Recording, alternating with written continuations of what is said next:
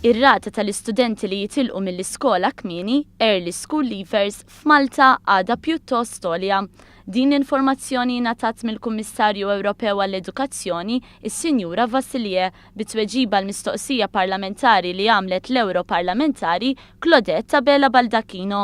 Ir-rata medja fil-pajjiżi membri tal-Unjoni Ewropea naqset, iżda f'Malta għadha għolja. B'reazzjoni għal dan il-Ministru għall-Edukazzjoni Evarist Bartolos qal li l-Gvern huwa impenjat li jaħdem qattih sabiex tonqos ir-rata ta' dawk l-adolescenti li joħorġu mingħajr il-kwalifiċi meħtieġa wara li jispiċċaw mill-iskola obbligatorja. Il-miżura tal-Gvern ta' Child Care Centers b'xejntejn sabiex tissaħħaħ l-edukazzjoni bikrija.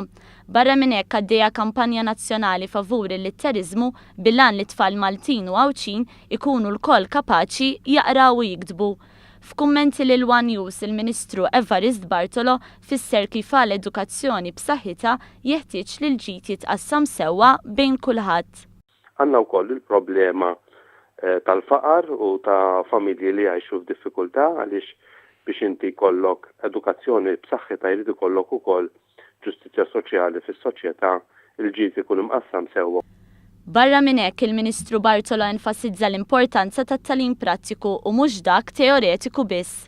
U minn dis-sena bdejna wkoll kemm f'Għawdex kif ukoll f'Malta programm edukattiv alternattiv biex dawk it-tfal li jitalmu b'mod differenti, jiġifieri li jitalmu billi jagħmlu l-affarijiet permezz ta' affarijiet prattiċi, nagħlmuhom b'dak il-mod. Malta flimkien ma' Spanja għandhom l-ogħla rata ta' early school leavers fl-Unjoni Ewropea. Wieħed minn kull 7 adolescenti jkunu affettwati u aktar minn 14% ta' dawk kollha fl-Unjoni Ewropea li għandhom bejn 18 u l-24 sena jieqfu milli jattendu l-iskola qabel ma jibdew l-iskola sekondarja jew anke saħansitra qabel. Għaldaqstant l-età żgħira li fiha ħafna studenti jażlu li jieqfu mill-iskola għadha waħda mill-isfidi ewlenin li qed tiffaċċja l-edukazzjoni f'pajjiżna.